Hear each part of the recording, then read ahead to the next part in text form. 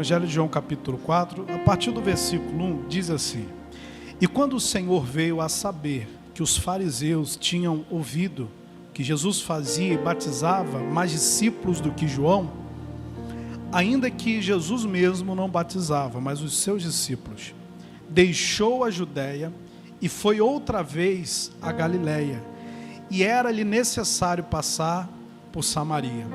Foi, pois, a uma cidade de Samaria chamada Sicar, junto da herança que Jacó tinha dado ao seu filho José.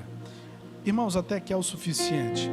A nossa mensagem não está nesse texto do capítulo 4, mas eu estou usando esse texto aqui até como um texto introdutório para a nossa mensagem.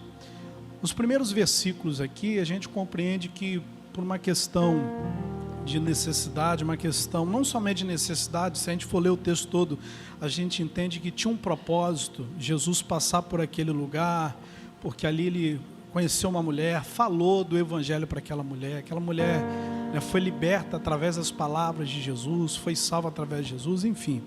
Mas a gente vê aqui, de certa forma, apesar de ter um propósito de Jesus estar ali, uma certa necessidade dele se mover de um lugar para o outro, numa questão de perseguição religiosa. O início aqui, o versículo 1, diz que quando o Senhor soube que os fariseus tinham ouvido que Jesus batizava mais que os discípulos de João, então, de certa forma, isso aqui acabou gerando um certo desconforto, uma certa perseguição. Agora, o que eu gostaria de enfatizar aqui nesses versículos que lemos, é justamente o versículo 3 e o versículo 4, que diz assim: deixou a Judéia e foi outra vez a Galiléia. E aí vem o versículo 4, que é o nosso versículo: e era-lhe necessário passar por Samaria.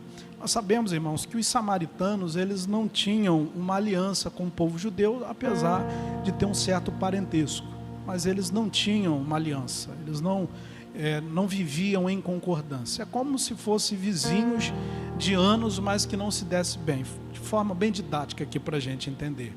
Então foi necessário Jesus, sendo judeu, passar por esse lugar, um lugar onde ele certamente não seria bem-vindo, um lugar hostil, mas era necessário passar por ali. Como eu falei, tinha um propósito, porque ele ali conheceu uma mulher que foi tirar água no poço, ele falou da palavra de Deus para aquela mulher, enfim, tinha todo um propósito.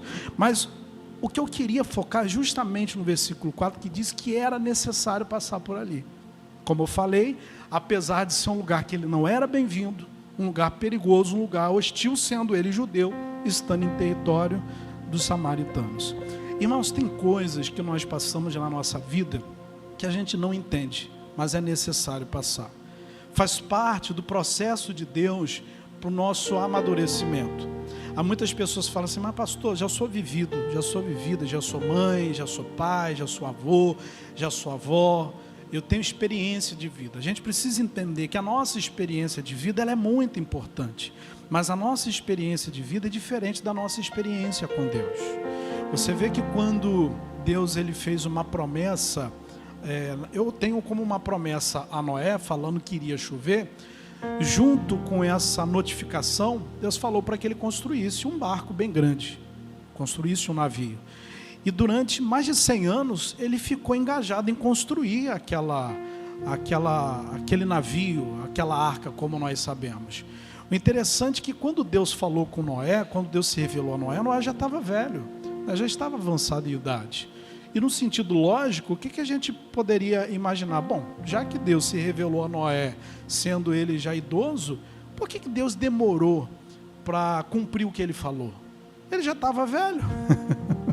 Ele poderia cumprir logo, porque ele já estava fim de carreira. Não teve um tempo. Durante mais de 100 anos, Noé ficou enganjado naquela construção. Agora, por que isso?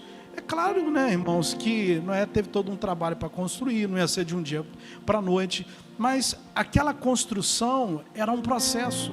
Noé não estava somente construindo uma arca, Deus estava construindo um caráter em Noé. A gente precisa entender que a nossa experiência de vida, ela é válida, ela é importante para nós e para Deus. Mas a nossa experiência com Deus, ela não pode ser misturada com a experiência de vida. A nossa experiência com Deus é uma outra coisa.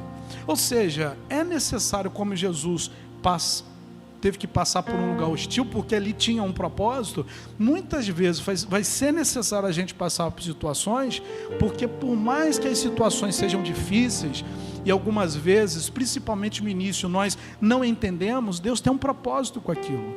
Deus tem um propósito com todas as coisas. E tudo na vida, irmãos, tem um preço. Tudo na vida vai exigir de nós uma renúncia, passar por processos, assim como um bolo. Hoje a gente vive o tempo que a pessoa vai na padaria e compra o bolo pronto. Não é verdade? Há muitos anos atrás, né, as crianças ficavam na barra da saia da mãe, da avó, esperando o bolo ficar pronto. Eu me lembro disso, que eu ia para a roça, a casa da minha avó, e era aquela expectativa do bolo, né, da avó ficar pronto para comer. Hoje é tudo muito prático, né? Quem não está com tempo ou com paciência de fazer o bolo, vai na padaria e compra. E hoje tem bolaria, enfim, tem bolo de tudo que é tipo, né? Tem aquele bolo que tem fruta, tem bolo que só tem a essência. Esses são bem paraguai, né, pessoal? Esse aí, você come um bolo de laranja, só tem um cheiro, irmãos. O sabor, aquele negócio bem... Ou seja, está tudo muito prático. Ou seja, se a gente compra um bolo dessa forma, a pessoa ela não vê o processo. É por isso que hoje, claro, irmãos, o tempo é outro, o mundo mudou. Não estou fazendo uma crítica, é só para a gente pensar. Mas talvez seja por isso que hoje uma parte das meninas não tenha tanto interesse na cozinha, porque antes era meio que obrigado ver a mãe fazer, né? Eu sei que o tempo mudou, eu não estou fazendo uma crítica, é só um exemplo que eu estou dando. Então, queridos, a vida também passa por processos. E muitas vezes a gente não entende isso. E quanto mais a gente demora a entender ou aceitar que nós estamos passando por um processo de amadurecimento em Deus, onde nós vamos sendo libertos, vamos sendo transformados, onde muitas coisas que em nós nos atrapalham de viver a promessa de Deus, é justamente no processo que vai sendo removido. Quando nós demoramos ou criamos uma resistência para isso, mais o processo demora. Mais a gente demora no meio do processo e mais, irmãos, a gente acaba sofrendo.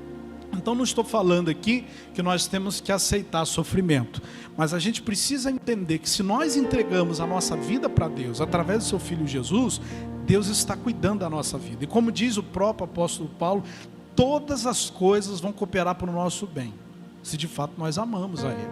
Então, se você está passando uma situação, você tem que perguntar para você: eu amo a Deus? É você que vai perguntar para si mesmo e vai responder: não, eu amo a Deus. Então, se você ama a Deus, por mais que esse processo seja doloroso, difícil para você, vai cooperar para o seu bem. Deus tem um propósito, Deus tem um plano perfeito para as nossas vidas, amém? Agora, essa resistência que a gente cria, essa teimosia que muitas vezes a gente acaba criando, de não submeter ao processo de amadurecimento na nossa vida, é pior para a gente vai sofrer mais, a gente vai acabar tendo mais danos do que de fato nós teríamos. Eu digo danos porque no meio do processo a gente perde algumas coisas para ganhar outras. É necessário no meio do processo, irmãos, a gente deixar algumas bagagens para trás, deixar algumas coisas que a gente veio trazendo ao longo da vida, achando que era bom. Talvez por um tempo até foi bom, mas chega um momento da nossa vida que a gente precisa se livrar de certos tipos de ensinamentos, de coisas que nós aprendemos na nossa infância, que talvez foi passado dos pais, dos avós para a gente, mas que com o decorrer dos anos, irmãos, nos deixou muito armados, muito resistentes às pessoas. Quantas pessoas, irmãos, que desde criança aprenderam com um dos seus pais que casamento não servia, que casamento não prestava, devido ao casamento dos pais ter sido um desastre, ter sido frustrado, e ela foi crescendo vendo aquilo, a criança, seja menina, e o pai ou a mãe, até os dois falavam: não casa não, não casa não, que esse negócio não presta não. E aí ela cresceu com isso. Durante um tempo, na sua juventude, aquilo foi até protetivo, porque ela evitou de se relacionar, né, com pessoas que de fato iriam aproveitar dela. Mas ela chegou a uma determinada idade, irmãos, e aquilo agora, que um dia aparentemente foi protetivo, está trazendo o quê? Está trazendo danos. Ela não consegue se relacionar com ninguém mais. Ela quer se relacionar, mas quando ela pensa em relacionar, ativa um gatilho nela. Não, mas para aí, esse negócio de casamento, e aí ela vive só, sabe? Então tem coisas que nós vamos trazendo ao longo da vida que precisam ser removidos. E quem vai fazer isso? O Espírito Santo. E para isso a gente vai ter que entrar no processo. E o processo é doloroso. O processo arranca algumas coisas da gente e arranca lágrimas também. Mas se você tem certeza que nessa caminhada você está de mãos dadas com o Senhor, querido, isso que é que importa. É se você tem a companhia de Deus. Se você tem essa certeza, não, eu sei que Deus está comigo, eu creio que Deus está comigo, apesar do momento que eu estou vivendo ser muito difícil. Querido, vai cooperar para o seu bem. Deus sempre vai trazer uma recompensa, Deus sempre vai nos surpreender, positivamente falando. É necessário, irmãos, passar por alguns processos. Foi necessário Jesus passar por ali. Ali ele conheceu uma mulher, evangelizou aquela mulher. Aquela mulher precisava, irmão, ser liberta de um erro que ela tinha. Ela precisava de um encontro com Deus. Olha só, lembra de Atos 16, não precisa abrir lá? Diz que Paulo e Silas estavam a caminho da oração. No percurso eles encontram uma menina que tinha um espírito de adivinhação. Paulo teve discernimento que aquele espírito de adivinhação é as profecias, tipo hoje em dia, não é isso que te digo. Aí você fala, rapaz, isso na minha vida mesmo, cuidado, tá? A menina chegou para Paulo e falou assim, eis que eu vejo que você é um grande homem de Deus. Paulo, parei, esse espírito não vem de Deus não. Viu que tinha um demônio, libertou aquela menina, sendo que tinham empresários que lucravam, né, com esse falso dom que ela tinha, era um mal que entrava na vida dela. Por conta desse prejuízo que Paulo acabou dando a esses empresários, por ter libertado aquela menina, a fonte de renda dele secou. O que eles fizeram? Criaram um tumulto. Paulo e Silas foram presos, foram levados à praça pública, arrancaram as roupas, bateram neles, algemaram eles, enfim. E eles foram parar onde? Na cadeia. Aí se você for olhar lá, desde o início do capítulo 16, Paulo e Silas estavam a caminho da oração. Olha só. Eles estavam a caminho da oração e no caminho deu esse transtorno todo. Liberta a menina demoniada, são perseguidos, são xingados, apanhados e foram presos. Só estavam a caminho da oração. Quer dizer, podemos dizer que aquilo foi como um acidente de percurso. Eles não esperavam que aquilo acontecesse. Foram presos. E chegando lá na prisão, o que fizeram? Claro que não está na Bíblia, eu que estou brincando aqui. Um deve ter olhado para o outro.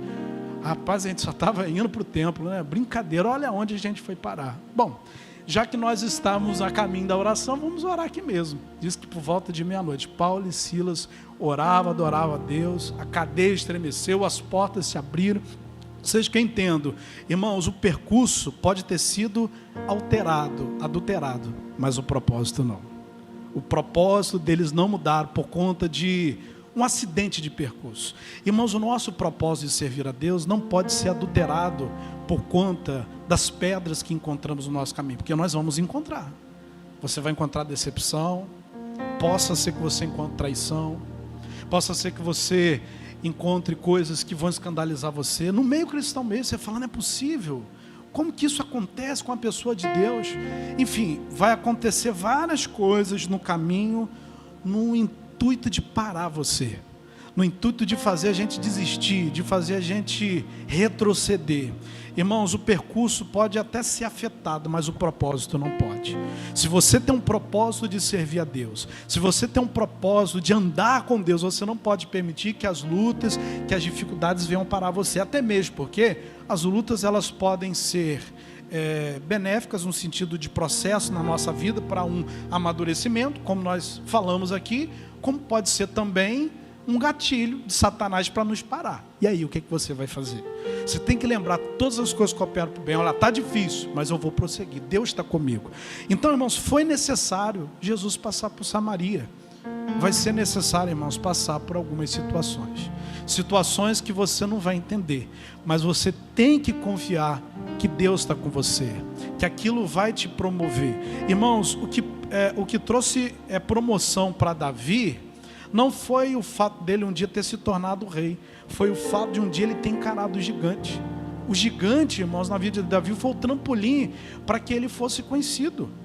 Então tem alguns gigantes que vão aparecer na tua vida, não é para te derrubar, pelo contrário, é para que você, na força de Deus, derrube os gigantes e aqueles gigantes se tornem, irmãos, um alicerce, um trampolim para o seu crescimento, para as bênçãos de Deus na tua vida. Depois da morte do gigante, irmãos, Davi começou a ser muito bem falado.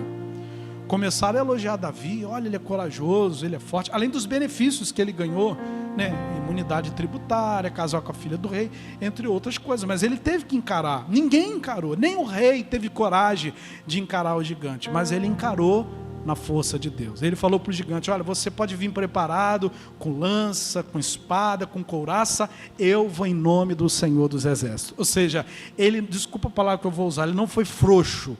Diante do gigante, ele sabia, eu vou vencer esse gigante porque Deus está comigo. Quando uma luta se levanta contra a nossa vida, a gente tem que ter essa convicção, olha, essa luta pode ser até maior do que eu, mas não é maior do que o Deus que eu sirvo. Eu vou vencer, eu vou lutar. Eu não vou retroceder. É necessário, irmãos, passar algumas coisas para a gente crescer, para a gente aprender, para algumas coisas da nossa vida ser removido, como eu falei, alguns costumes, algumas ideias erradas, algumas coisas que de fato, irmãos, às vezes é até arrogância. Tem gente que não percebe, irmãos, mas é arrogante, é orgulhoso, e é no processo, irmãos, que a gente aprende a humildade com Jesus. O próprio Jesus, em Mateus 11, a partir do versículo 28, ele fala sobre isso. Vinde a mim, você que está cansado, oprimido, sobrecarregado. Ele diz que o fardo é leve, e ele diz o seguinte, aprendei de mim, que sou humilde de coração. Então, humildade, irmãos, não está firmado no jeito da pessoa, na essência da pessoa. Humildade está firmada em Jesus. Porque às vezes você olha para uma pessoa, fulano é tão humilde, né? Tão gente boa, pisa no calo dele para tu ver. Você vê a humildade dele, vira um leão. A humildade, irmãos, ela não está firmada no jeito, na personalidade. A humildade verdadeira que agrada a Deus está firmada em Cristo. E para isso, a gente tem que aprender com Ele. Amém, gente? Então no versículo 4 diz, e era-lhe necessário passar por Samaria. Era necessário. Jesus passar por um lugar hostil, perigoso, onde ele não era bem-vindo, era necessário passar por ali. Às vezes vai ser necessário a gente passar por situações onde a gente não é muito bem-vindo, onde a gente não é muito bem-quisto, é necessário. Deus tem um propósito para todas as coisas, se nós de fato entregamos a nossa vida para Ele, amém? Abra lá em Hebreus no capítulo 5, eu vou ler só um versículo, Hebreus no capítulo 5. Então, irmãos, os processos em nossa vida são importantes, nos leva ao amadurecimento. E se a gente for olhar na palavra, através da palavra de Deus, nós vamos ver que todas as pessoas passaram por processos difíceis. Se a gente for ler Salmos, desde o capítulo 1 até o 150, o último, nós vamos ver que a maioria dos cânticos aqui expressos em oração é pedido de socorro, é pedido de pessoas que estavam oprimidas. Nós vamos ver pessoas aqui, irmãos, depressivas. Não vai estar escrito ali, literalmente, depressivo, mas a maioria dos salmos. Olha para Jeremias. No início do capítulo 1 de Jeremias, Jeremias começou a falar com Deus, mas eu sou um menino, eu não sei falar. E Deus falou com Jeremias, não diga que você é uma criança. Se eu te disser o que você vai falar o que Deus está falando. Eu vou te dar capacidade. Não menospreze o poder que eu estou dando a você. Porque Jeremias se sentia assim, um menino, impotente, sem recurso. Deus falou, não, eu sou com você, eu vou guardar você. E às vezes a gente se sente assim, diante dos desafios. Uma criança, né, desprotegida, a gente se sente, né, que é impotente diante de algumas situações, e Deus fala, não se sinta assim, eu sou com você. Agora você vê que a vida de Jeremias foi tão difícil, que ele não se conteve e teve que escrever Lamentações de Jeremias, um livro só para chorar. Talvez, eu não estou afirmando aqui, talvez o livro mais depressivo da Bíblia. O cara só chora. Pastor, então podemos dizer que Jeremias teve depressão? Podemos dizer que ele foi um homem que teve seus altos e baixos emocionais e teve o seu estado depressivo. Pastor, e o que ele fez com a depressão dele? Ele ficou num quarto trancado? Ele encarou, irmão. Ele cumpriu o propósito dele. Poderia até estar contrariando os seus sentimentos e a sua carne, mas ele contrariou.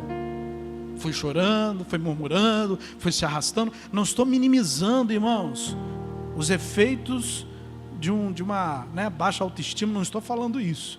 Mas o que eu quero dizer para você é o seguinte: os nossos sentimentos, irmãos, não têm o poder o suficiente de nos parar. Sabe por quê? Porque quem nos move é Deus. Eles influenciam e muito, a ponto de fato de tentar nos convencer a parar. Mas quando você entende pela palavra de Deus que o Espírito Santo está acima dos seus sentimentos, que o Deus que você serve está acima do que os seus sentimentos, você em Deus, isso é fruto no Espírito, está lá em Gálatas 5, você começa a desenvolver algo chamado domínio próprio. E hoje nós estamos vivendo um tempo onde as pessoas não sabem o que é isso. Porque as pessoas leem livros de autoajuda, elas participam de palestras, elas participam de um monte de coisa, mas elas não querem ler a palavra de Deus. Irmãos, a palavra de Deus continua sendo a mesma. Era a mesma ontem, hoje e sempre. Ela continua operando o que ela diz operar. Então você tem que crer. Não é minimizar o problema. O problema nós temos, mas a gente não pode permitir que ele nos paralise. Porque quem nos move é o Senhor. Quem nos dá a vida é Ele, e quem recolhe a vida é Ele. Ele é o dono da vida. Amém, gente? Então, a gente precisa entender isso. Para aí, meus sentimentos me influenciam demais, mas eu não posso permiti-los que eles venham me parar, porque se eles me parar, eu me torno escravo, eu sou encarcerado de mim mesmo. Você já se sentiu assim? Parece que eu estou preso a mim mesmo, ao meu sentimento. Pois é como se fosse uma cadeia, como se fosse um bloqueio na mente da pessoa. E o próprio Jesus falou: e conhecereis a verdade vos libertará. Jesus falou: olha, no mundo tereis aflições. Você vê que tudo que Jesus fala está no estado emocional, ele não fala no estado físico. No mundo tereis aflições, ele não está falando de luta, ele está falando de um estado emotivo. No mundo tereis aflição. O que é aflição? Não é necessariamente uma luta, é o resultado da luta que gera uma tempestade aqui dentro. Irmão, Jesus talvez foi um dos maiores médicos da mente do seu tempo, e até os dias de hoje. Se a gente for olhar a palavra de Deus, a gente vai ver isso, como é importante a gente cuidar do corpo, mas cuidar daqui, olha, da saúde emocional. O próprio salmista Davi falou: enquanto eu me calei, envelheceram os meus ossos. Muitos anos depois, Freud fala da importância da pessoa fazer uma terapia. Irmãos, a Bíblia já está falando, irmãos, que a gente precisa. Não estou falando que você não tem que ir ao médico. Veja bem, eu estou falando que a gente precisa crer na palavra de Deus. Porque a palavra de Deus, irmãos, ela tem o poder para trazer a transformação que nós precisamos. E muitas vezes a gente deixa ela de lado. Deus está falando conosco, que a gente tem que tomar posse daquilo que Ele fala com a gente. Aqui em Hebreus, no capítulo 5, olha só, Hebreus capítulo 5, no versículo 8, olha o que diz: ainda que era filho, aprendeu obediência por aquilo que padeceu, e sendo ele consumado, veio a ser a causa de eterna salvação para todos que lhe obedecem. Vou ler novamente o versículo 8. Ainda sendo filho, aprendeu obediência por aquilo que padeceu. Ou seja, foi necessário Jesus padecer, foi necessário Jesus passar pelo processo de sofrimento para que houvesse nele obediência. É claro que Jesus, irmãos, já era obediente antes mesmo de passar por qualquer situação, mas isso aqui é um aprendizado para a gente. Foi num momento de sofrimento que normalmente alguém deixa de obedecer a Deus, ele não. Ele até falou: Senhor, Pai, Pai, se possível for, me livra desse cálice. Era um pedido sincero de quem não estava suportando a dor da cruz. Obviamente que ele ainda não estava no madeiro, mas a opressão que ele estava sentindo, ele sabia o que ele ia passar. Chegou a transpirar sangue. Ou seja, ele estava num estado emocional totalmente descontrolado. Pai, se possível for, me livra. Mas todavia, seja feita a tua vontade. Emoção versus consciência. Parei, a minha emoção ela está aflorada, eu não consigo, eu não vou conseguir se possível, mas parei, eu tenho consciência. A minha consciência ela precisa subjugar as minhas emoções. A gente precisa treinar a nossa mente para isso. E como que a gente treina? Através da palavra de Deus. Porque se nós não treinarmos a nossa mente de acordo com a palavra de Deus, irmãos, as nossas emoções começam a nos aprisionar. Elas começam a nos aprisionar. O outro versículo conhecido do salmista: por que está abatido a minha alma? É um questionamento que ele faz para ele. Ele está conversando com ele mesmo. Ou seja, a gente precisa parar aí. Por que eu estou me abatendo? Por que eu estou me entregando? Eu preciso levantar minha cabeça. A situação está muito difícil, mas eu preciso levantar minha cabeça. Eu preciso oxigenar a minha mente. Aí, o que a palavra de Deus diz? Sabe? Ou seja, eu estou passando por um processo, estou sendo moído. mas isso aqui tem um propósito. Qual é o propósito? Deus não ia me tirar do mundo para me deixar morrer na praia, irmãos, no meio do caminho. Para aí, tem um processo. Esse deserto é um processo. Ele não é o fim, ele é um meio, o qual me leva ao meu fim, me leva a Canaã, a terra da promessa. Que às vezes a pessoa está no meio do processo, ela acha que é o fim dela. Não, não é o fim, queridos. Isso é um meio. Isso é só um trampolim, faz parte do percurso para você chegar na terra da promessa. Agora, quantas pessoas lá naquela época ficaram no deserto, murmurando, reclamando? Uma geração, irmãos, inteira teve que vir uma outra geração para entrar na terra da promessa. E tem muita gente morrendo, irmãos, no meio do caminho. Não porque Deus tirou ela do mundo do Egito para ela morrer no deserto, mas porque ela perdeu o tato, ela perdeu a compreensão do Espírito e ficou no meio do caminho. Irmãos, os processos são dolorosos, mas os processos são importantes. Sabe o que acontece? Quando a gente vai passando pelos processos, buscando a Deus, a gente vai ficando mais forte. A gente vai ficando mais resistência. A gente vai criando mais músculos espiritualmente. E tem muita gente, irmãos, que está fraquinho, irmão.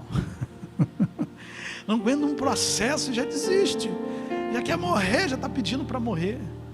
Deus, irmãos, está no controle da nossa vida. Amém? Salmos 119. Vamos lá, vou dar uma acelerada aqui, para a gente não demorar muito. Salmos 119.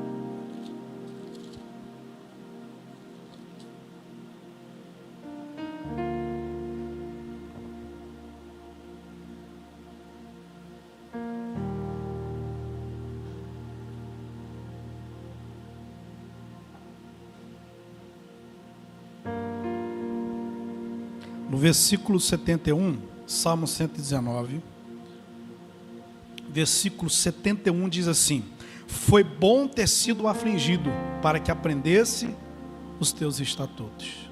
Quem é o doido que fala isso, né? A pessoa tem que ter realmente uma compreensão muito grande das coisas de Deus para falar isso. Foi bom ter sido afligido. Irmãos, a gente passa por uma luta, a gente já quer assumir. Como é que você fala que foi bom? Não é que foi bom a dor, foi bom o processo de aprendizado. Foi bom ter sido afligido, não necessariamente por causa da dor, mas o que ela me causou, o que ela me ensinou. Irmãos, a dor também ensina. É uma outra observação que a gente também pode fazer, só para a gente pensar no assunto. Os pais hoje, irmãos, estão tentando poupar seus filhos da dor. A dor também ensina. E aí o pai assim, aí na hora que diz não, o filho dá aquela ameaçada, e aí adota o sim. O não já não faz mais parte do vocabulário. O não é resposta. É como uma pessoa que busca a Deus, pede uma direção a Deus, e Deus traz um entendimento bem claro para ela, não. E ela se revolta com Deus, não também é resposta, não é, pessoal? Às vezes a gente não sabe dizer não para um filho, não sabe dizer não para um amigo. Como se não fosse algo negativo, pejorativo, não também é resposta. Fulano, você pode me ajudar nisso? Oh, querido, gostaria, não posso. E quantas vezes a gente não fala não? E a gente faz sem poder. E se atrapalha ainda, atrapalha o outro ainda.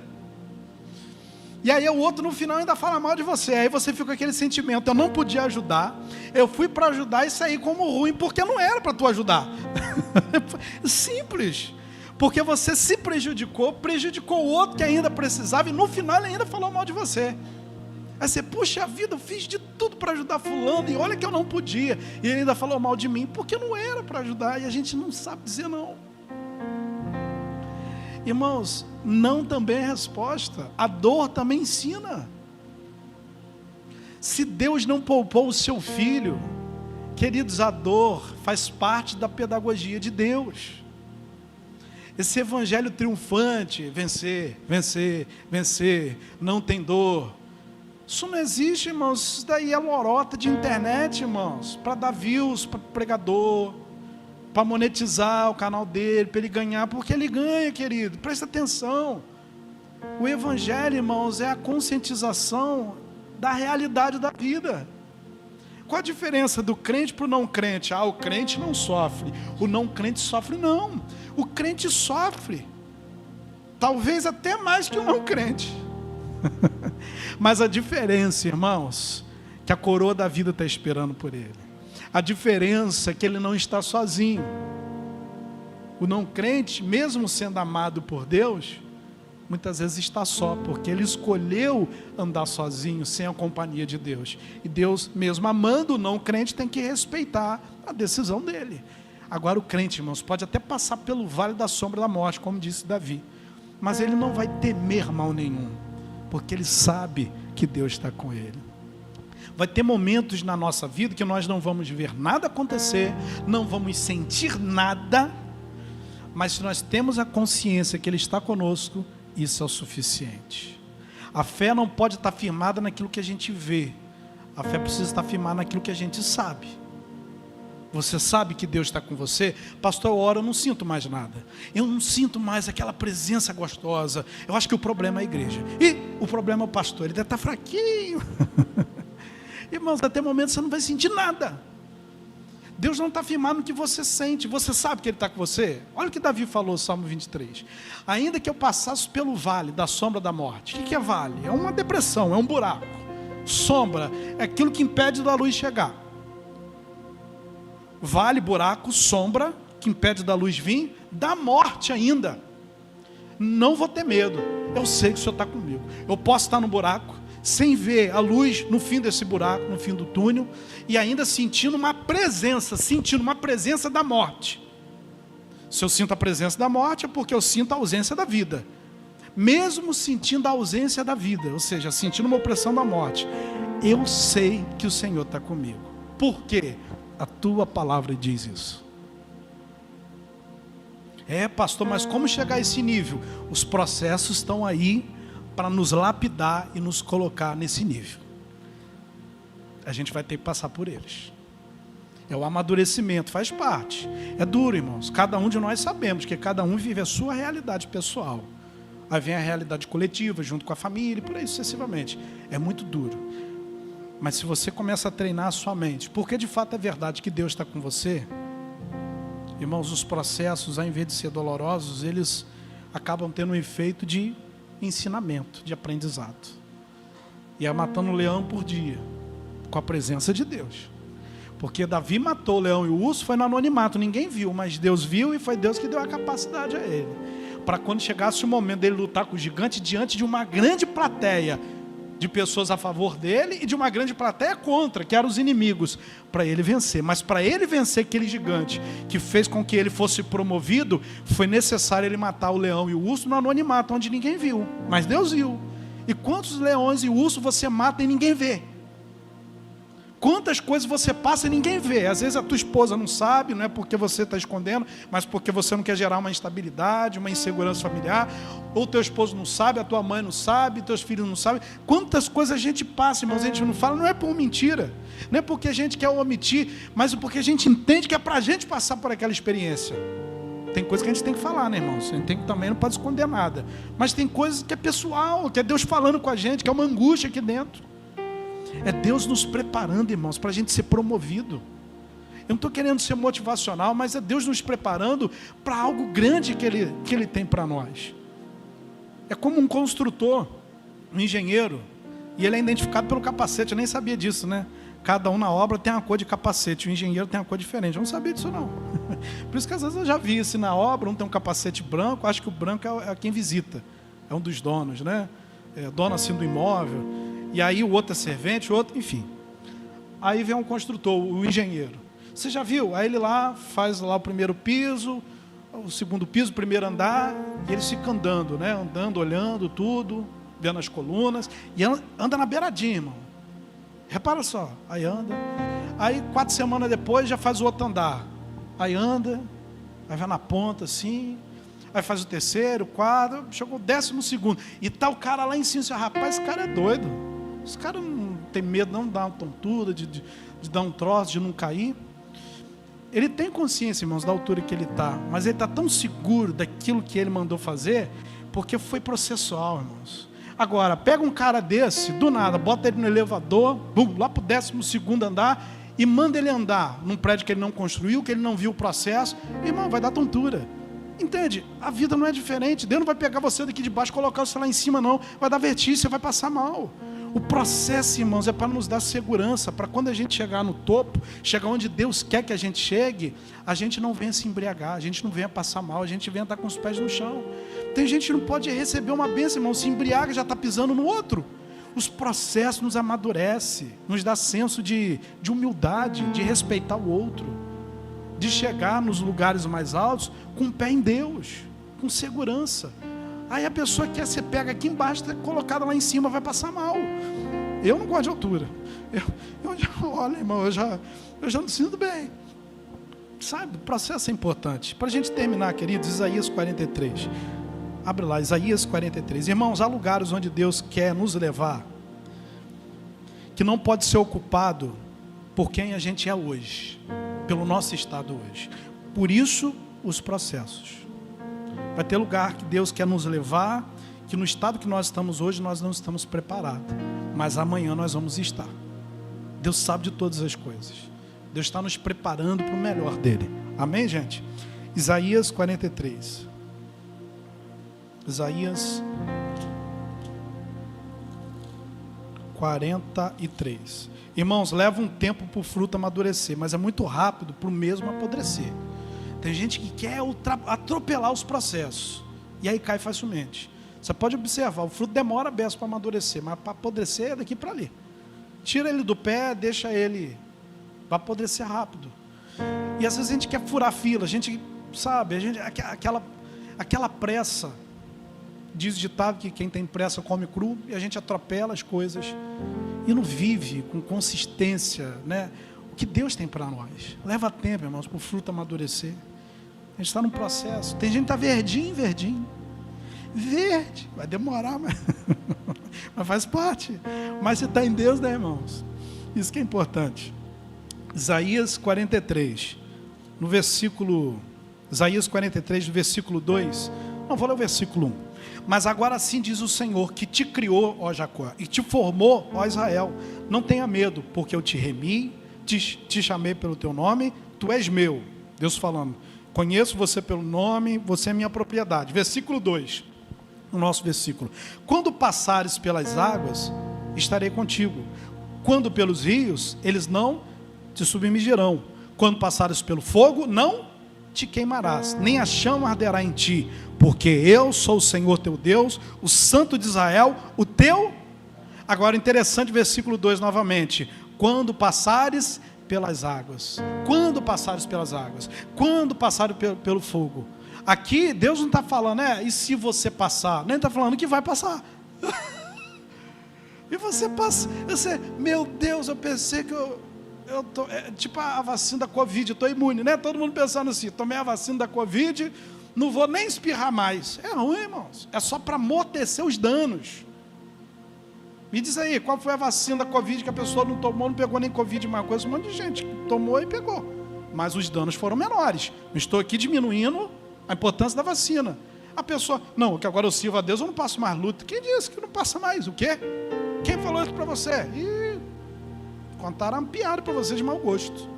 E quando passares pelas águas, passares pelo fogo, a água não vai te afogar, o fogo não vai te queimar. Ou seja, a gente vai passar.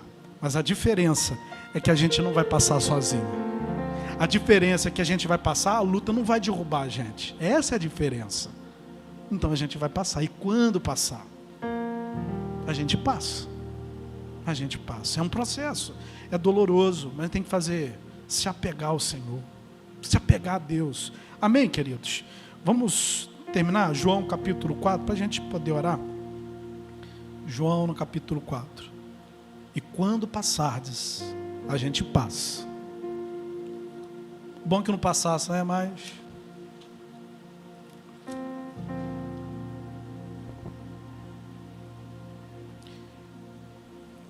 a gente passa, irmãos, pelas fases, passa pelos processos, a gente passa. As estações da vida.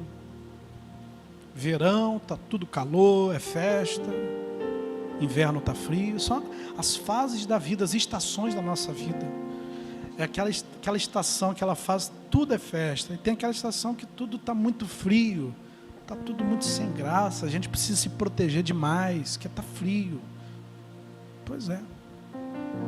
João capítulo 4, versículo 1, para a gente terminar. E quando o Senhor veio a saber que os fariseus tinham ouvido que Jesus batizava mais que os discípulos de João, ainda que Jesus mesmo não batizava, mas os seus discípulos, deixou a Judéia e foi outra vez a Galiléia.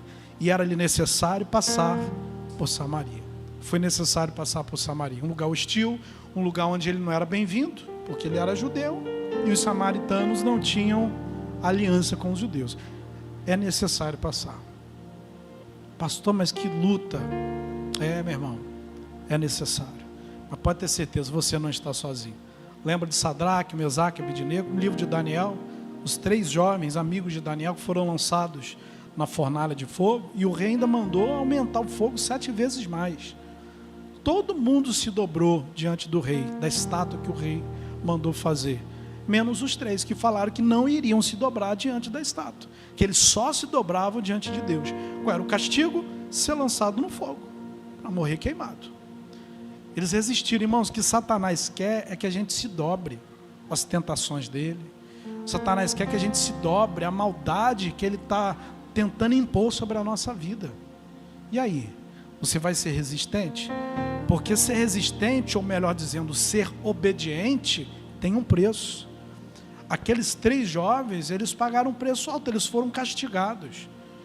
Pastor, e qual foi o fim da história? Foram lançados no fogo. Tem até quem questione, puxa vida, eles foram fiel a Deus até o final, falaram que não iam se dobrar diante da estátua do rei, poderia acontecer um milagre, um anjo vir com um extintor de incêndio, apagar aquele fogo, vir com um caminhão-pipa do céu, apagar o fogo. Poxa, os caras foram fiel a Deus e foram lançados no fogo. Pois é, foram lançados no fogo, mas o fogo não queimou. Deus não livrou aqueles homens do fogo, mas livrou no meio do fogo. Vai ter lutas que Deus vai nos livrar de passar por elas, mas vai ter lutas que Deus não vai livrar, mas no meio delas Ele vai estar com a gente nos livrando. Tinha um 4º homem, o texto se refere a um anjo, que nós assim subentendemos, cremos que era a presença do próprio Jesus. Ou seja, eles estavam no fogo e o fogo não queimou. No final, irmãos, quem teve que se dobrar foi o rei, que viu que o Deus de Sadraque, Mesaque e Abednego era muito maior do que o seu poder governamental. Ele entendeu que ele tinha um governo, ele tinha